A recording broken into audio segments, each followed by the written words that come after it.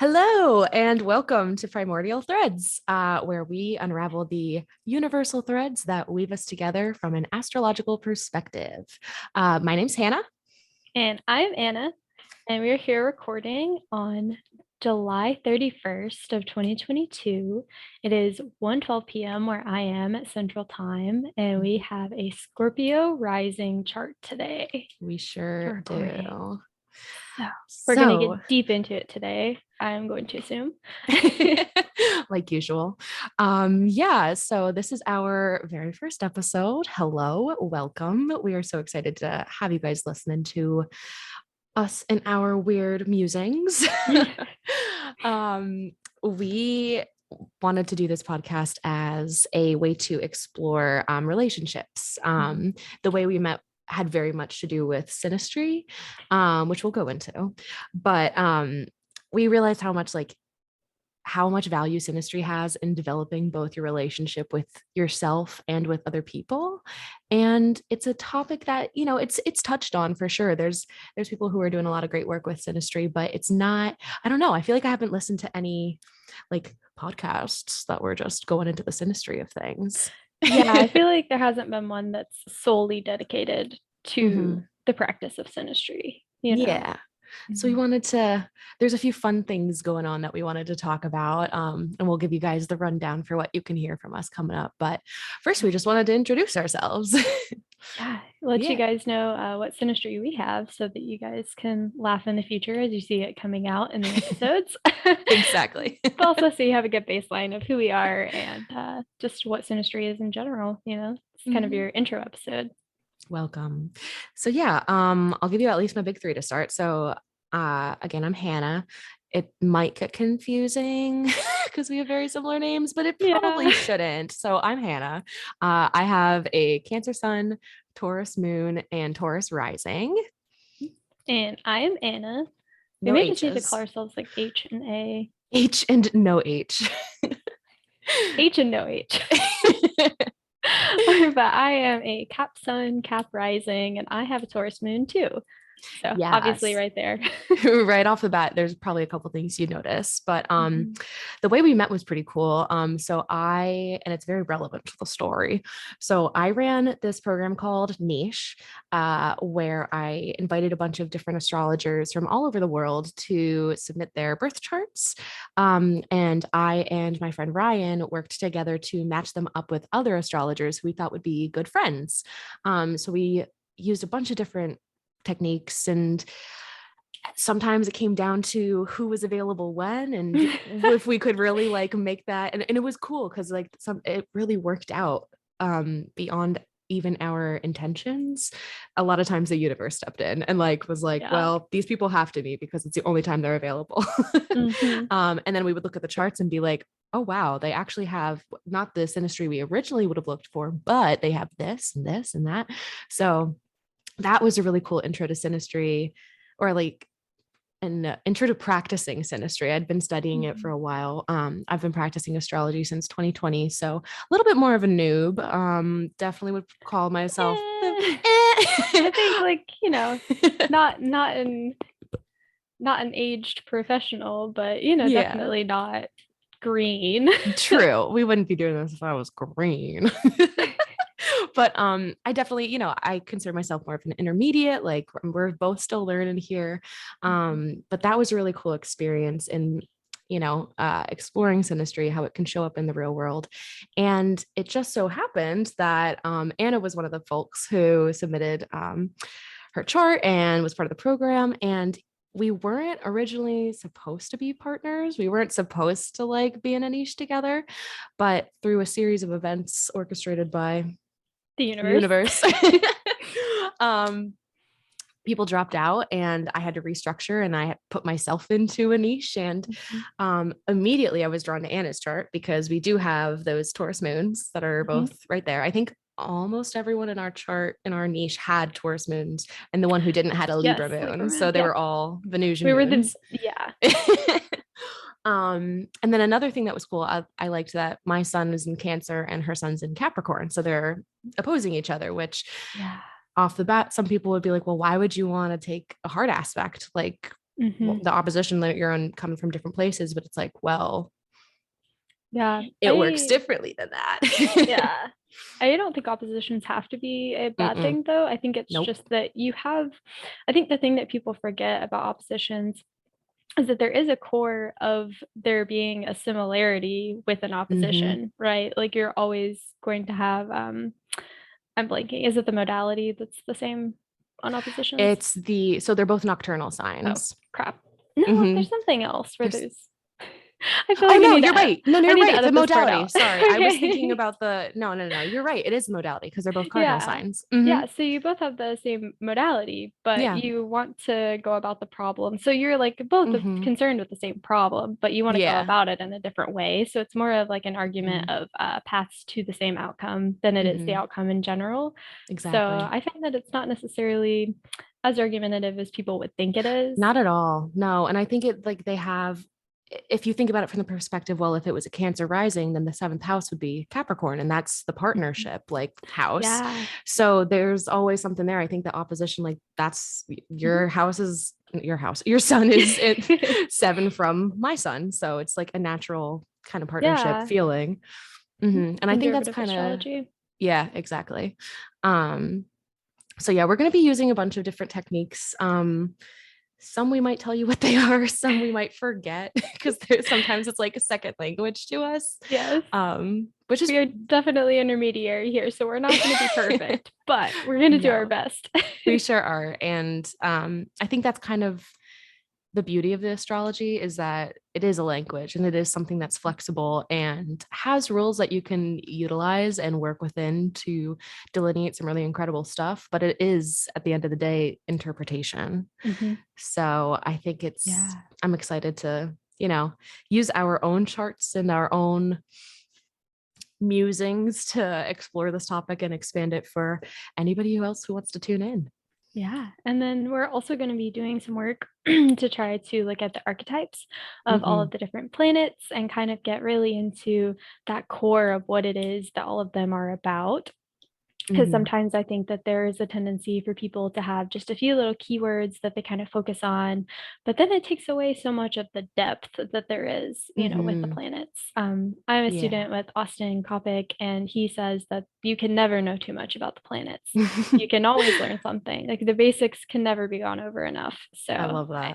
I think that's good, Absolutely. I love that. And if you do want kind of more of so we're going to be going into more of the archetypes, like how these planets are being manifested, not just in our charts, but also like how we see the planets manifesting in the worlds around us. Because I think we forget sometimes the archetypes don't just live like in people, but in people that you meet in everyday life, but they live in characters on TV. They live in songs. They live in art of all types. So we're definitely excited to kind of look at different arenas for that. But if you do want like kind of more of the baseline background for each of the signs, Chris Brennan on the Astrology Podcast is doing a great series right now on each of the signs. So I think it'll be cool to be doing this in tandem with that. So that we kind of have a little bit more, we're going to go into the mythologies, we're going to go into stories.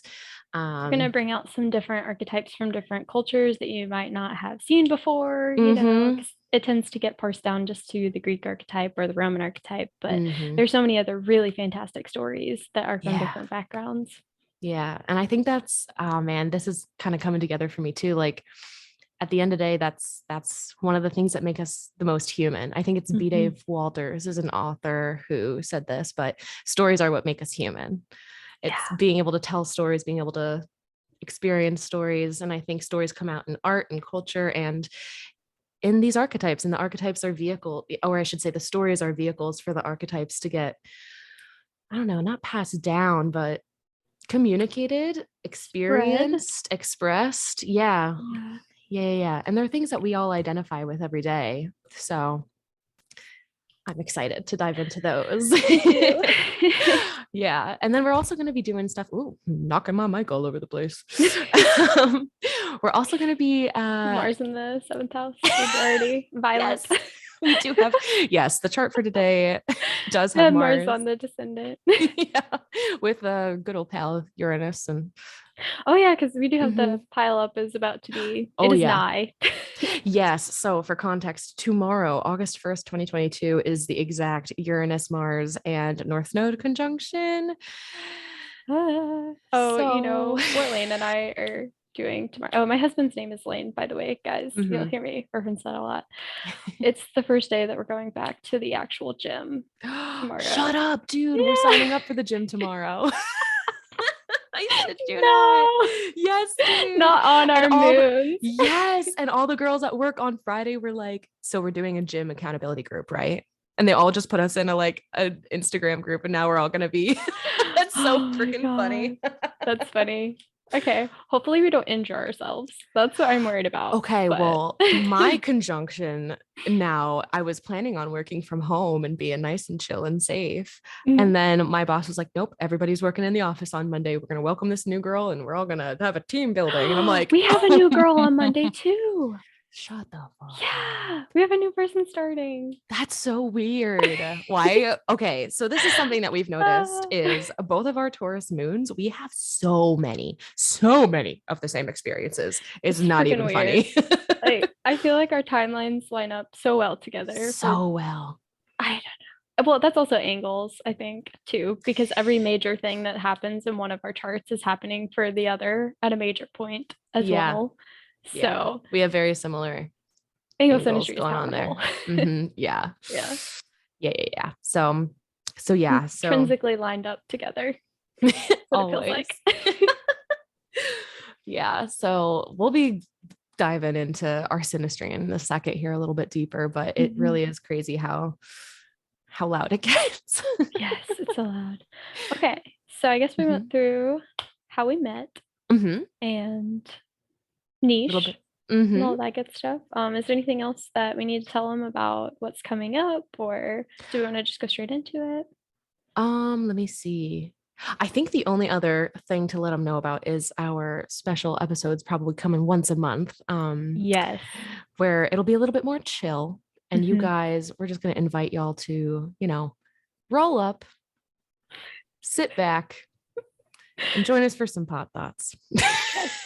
Basically, what would a Taurus moon run podcast be without a little bit of a, A little bit of herbs. smoke and think? So we're excited to bring guests on for those.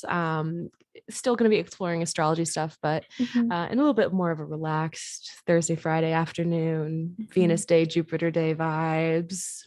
My Sag Mercury is going to be Mm, living. absolutely. I'm so excited for it. Yeah, it's gonna be good. Um, so yeah, I think that's it. And we can definitely dive into our charts now. Yeah, I think let's do it. Yeah. Do you want to pull up one at a time or do we want to do the by will? Let's do one at a time. Okay. And I have it all figured out this time, so it'll be nice and fast. We did a practice run and it was We did too. not nice and fast. There was a lot of we are, in our 20s. We should be good at technology, but we're not. No. It made me feel very old. Exactly. Okay, let me just get this zoomed in a little bit for the sake of Maybe it's like both of our teaching practices, because have you ever noticed that like teachers are the worst with being able to do technology and sharing and stuff? dude, yes. You're not even wrong. Oh my God. And then they're the ones who are always just like, can you see it now? Can you see my screen now? I'm sharing my screen. I don't know how it's working, but I don't know why it's not working. I can see it. or yeah, or it's like can you see my screen? And then it's silent. And then they're like, no, you have to say something. I can't see you. And then somebody takes their microphone off and it's like, yes.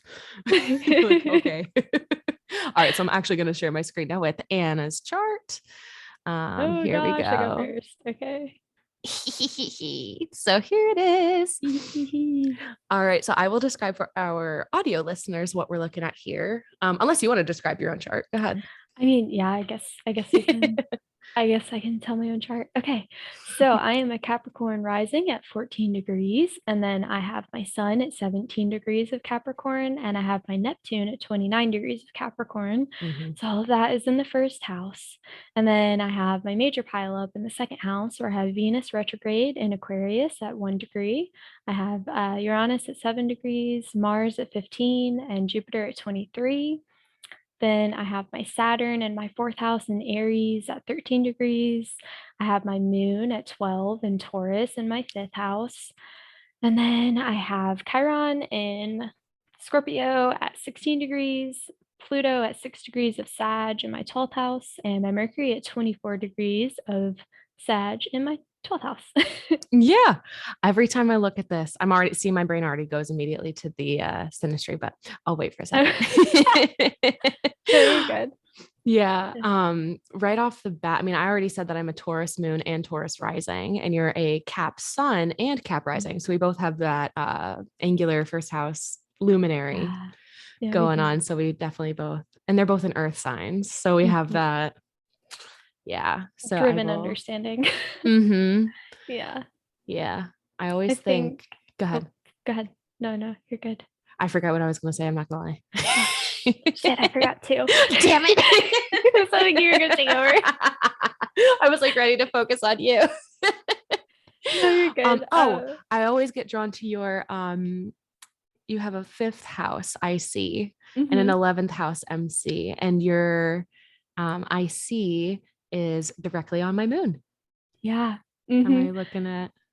It's pretty We'll cool. be able to see it when we put the charts together, but I'll stop that sharing for now while I grab Let's go to my your chart. chart. Yeah, we'll do it pretty No point in getting too deep in the quick delineation until we see can see the both. both of Yeah. them. Exactly. You zoom her in. Perfect. I am sharing my screen. I feel like we need to make a little theme song for while we're sure. waiting to share the screen. Right. I'm trying to go like faster, but okay. And then here's mine. So you can see I have my moon in my Taurus first house at 5 degrees.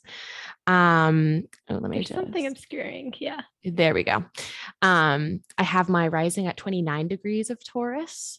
And then I have Mercury at 17 of Cancer, conjunct Venus at 18 degrees of Cancer. And they're only 20 minutes apart because it's 17:59, or not minutes, but you know, the little, they're pretty close. No, that is minutes. Is it minutes? Is that what it's like called? It's degrees in the minutes. Yeah. Got it. Okay, cool. Yeah.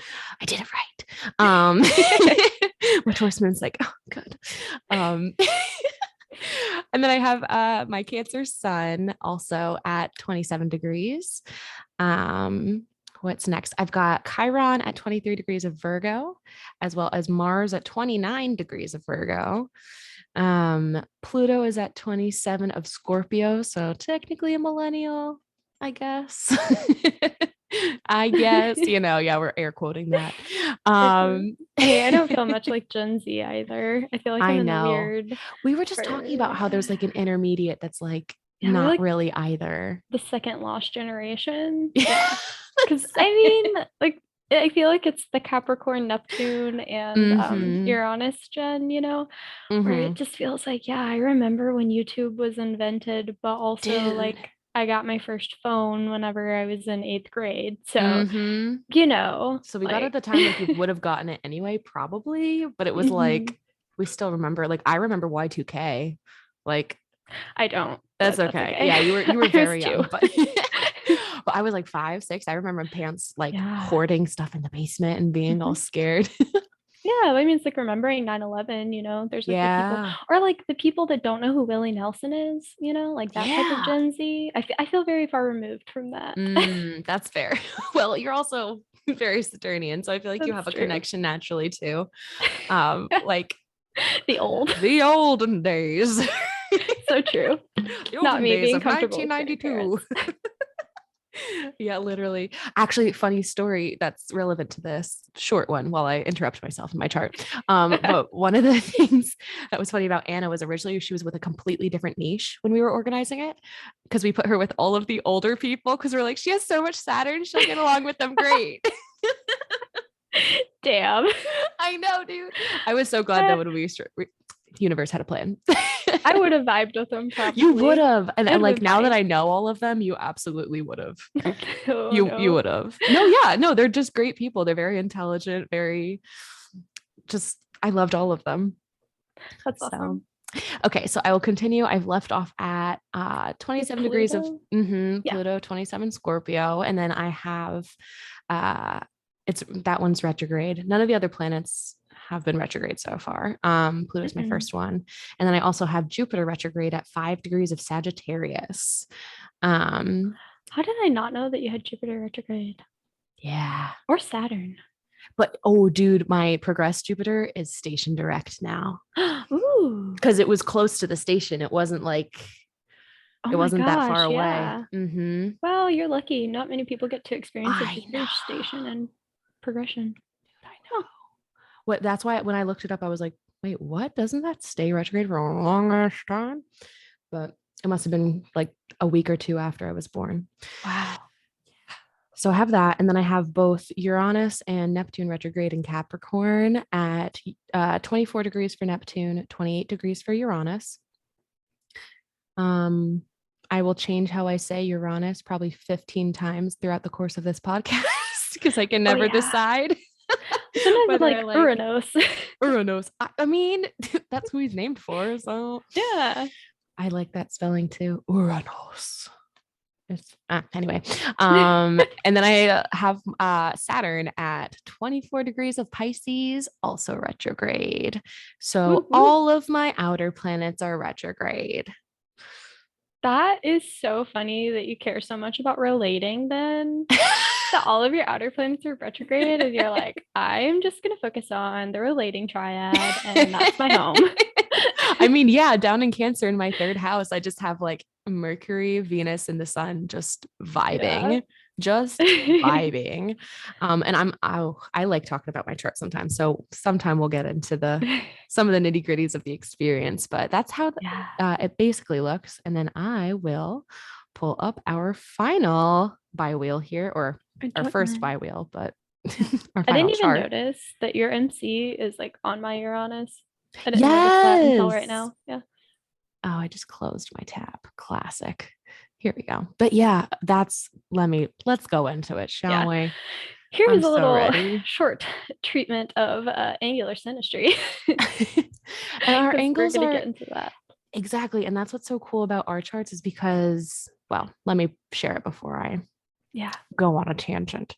Okay. You tangent. Me? That's weird. I would never.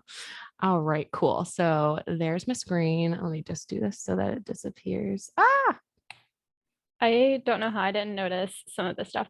That is so funny. I've been looking at our charts together for months, and there's still yeah. stuff that I see where I'm like, wow, that's cute.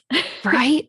So right off the bat, that first one that I see is in Taurus, where your Mhm. IC is at 5 degrees, and then my moon is right at 5 degrees, and like they're minutes apart too. So Yeah. it's very, very close. And then you also have a Taurus moon, so it's like Mhm. we just have that immediate angle, luminary synastry. Yeah, it's very strong. And then Mm-hmm. I think, the way that it's showed up a lot too with how we interact with each other is that you've said that I help you feel more seen in Mm, yourself, so like yeah. having that first house for you, being activated whenever we hang out.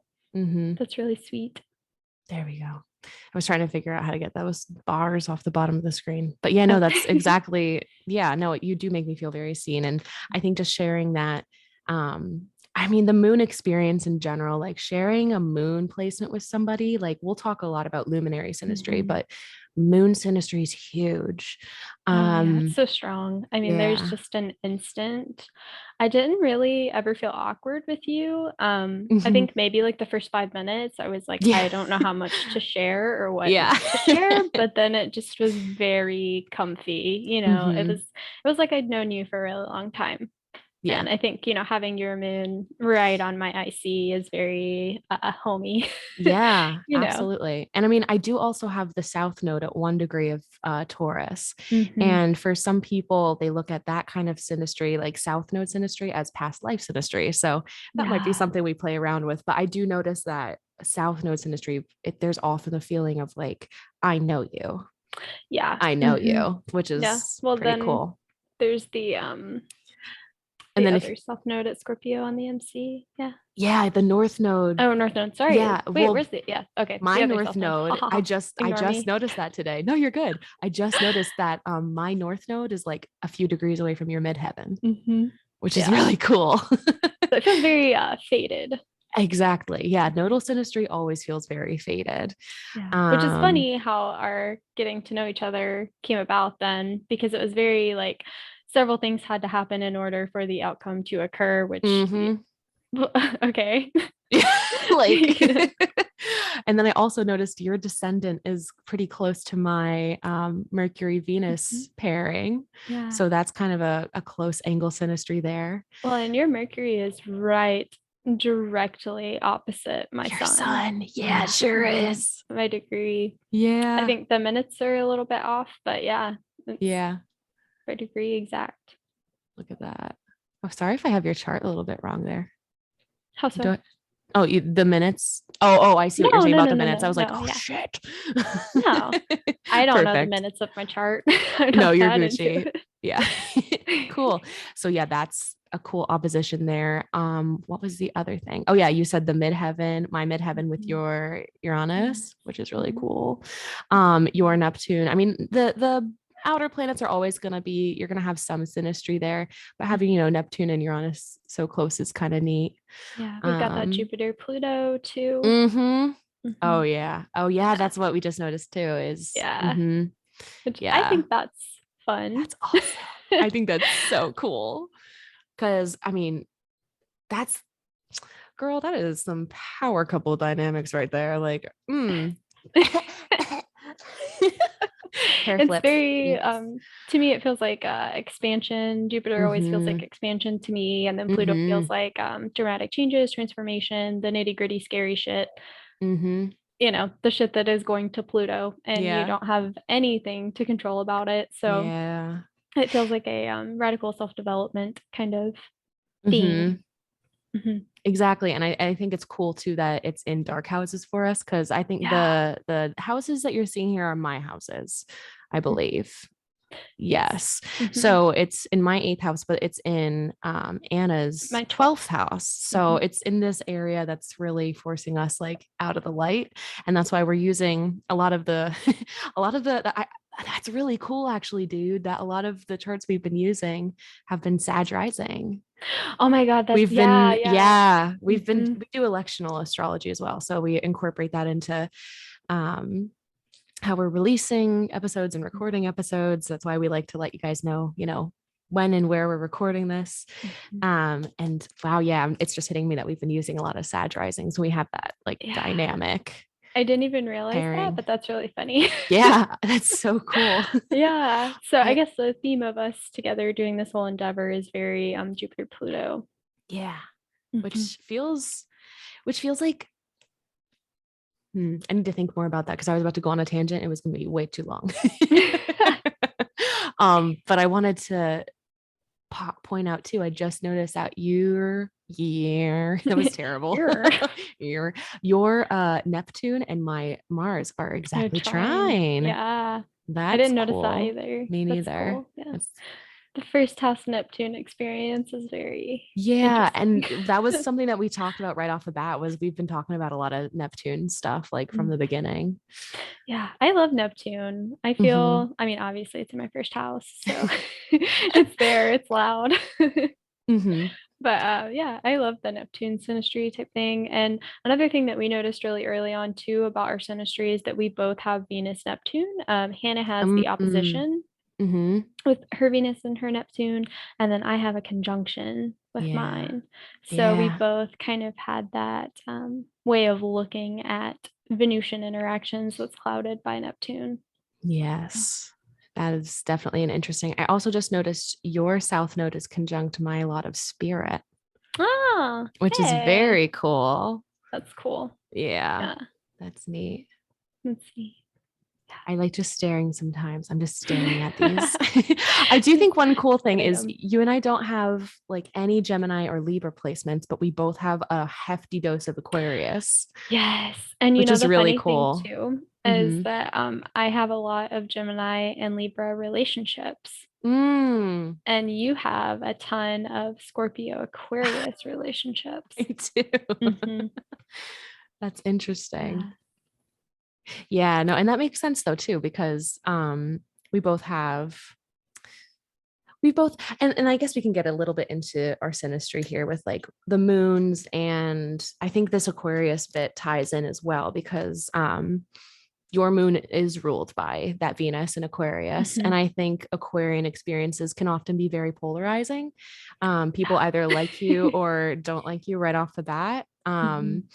And can sometimes be seen as like rebels, even though we're just doing things the way that feels right. Like Yeah. we're doing what we think is overall best for not just me, but the collective. I don't know if that's your Aquarius experience, but it's definitely been part of Um, mine.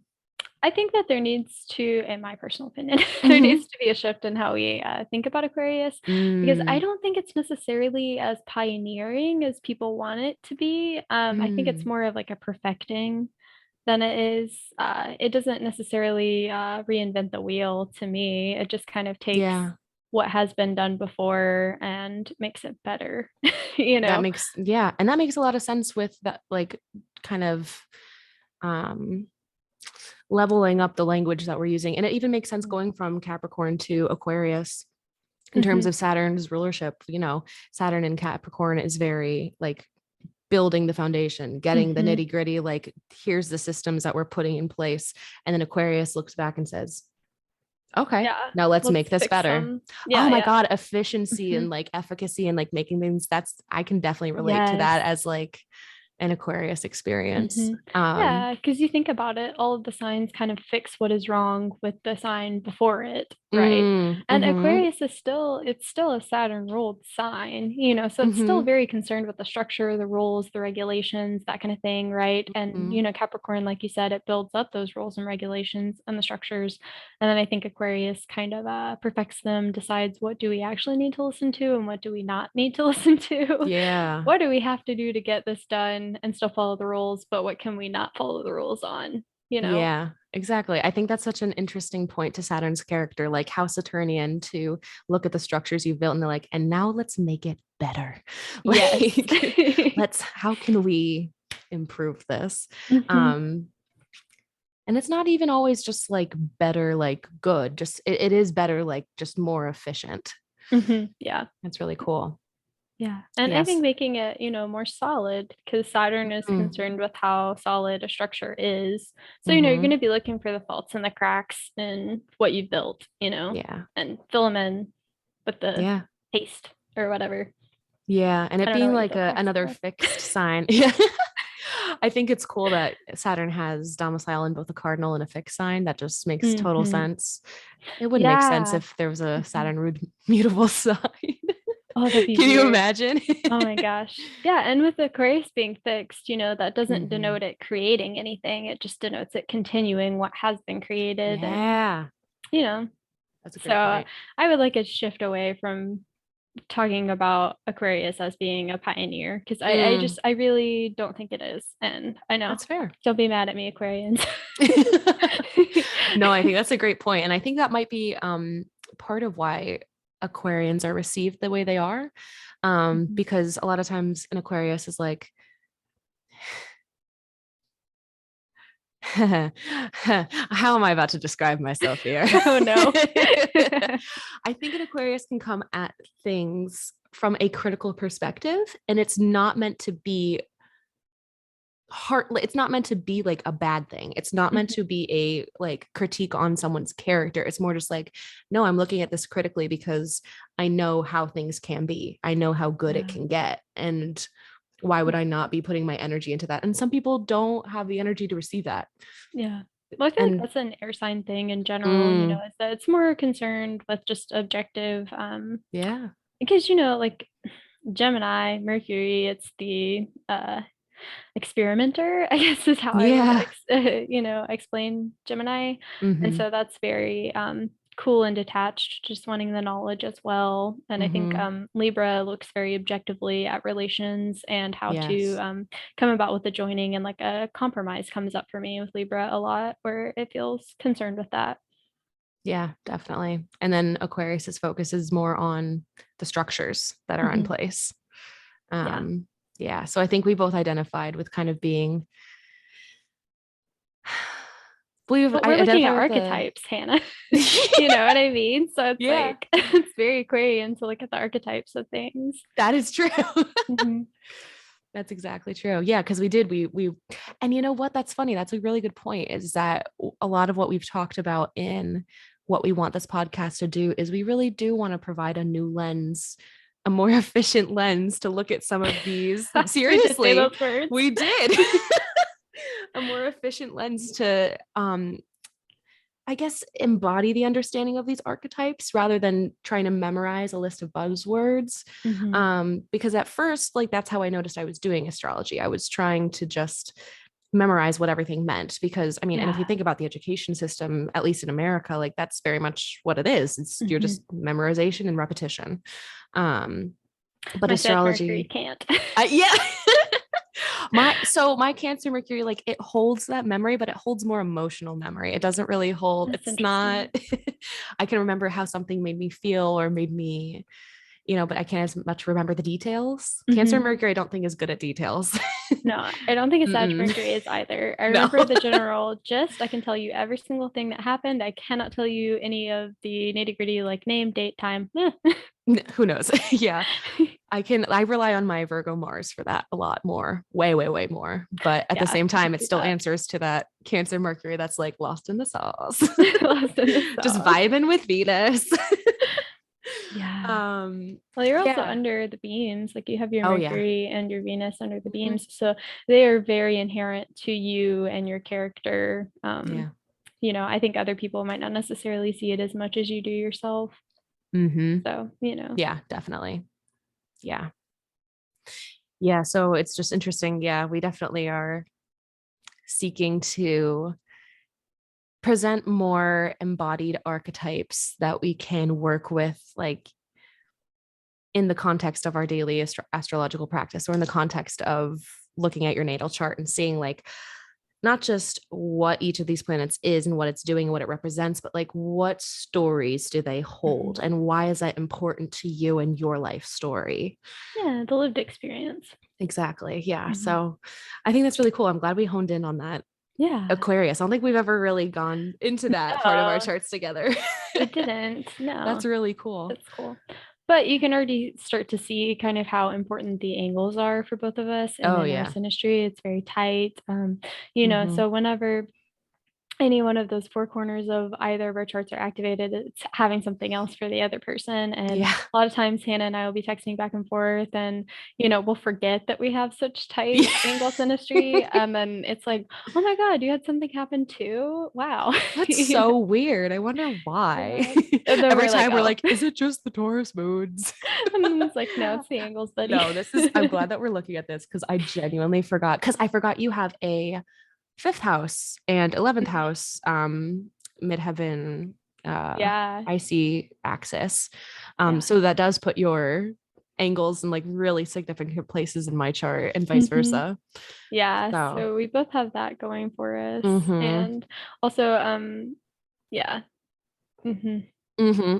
I was about to say something we already said, and then That's never mind. okay. Ignore me. Sag Mercury is here for it. Ah, So I think that's a pretty good summary of who we are, what our charts look like together. We're really excited to go into not just, more about us and synastry, but, we'll be following along with the Bachelorette a little bit. It's a yes. really cool season this year that has two Bachelorettes instead of one. So we're going to kind of, similarly to how we've analyzed our charts together, we're going to do that with them, Mhm. as well as with the guys, because Why what not? better way? Why not? And I think too, this podcast, we did call it Primordial Threads because we do want to be exploring, the primordial soup, the what we are all rooted in, The where we all come threads. from. Yeah, the Yeah. threads that weave us all together. So we're going to be doing a lot of friendship and family stuff. Mhm. So we thought following this season of The Bachelorette would be kind of cool to bring in some of the Yeah. romantic stuff, but also the friendship.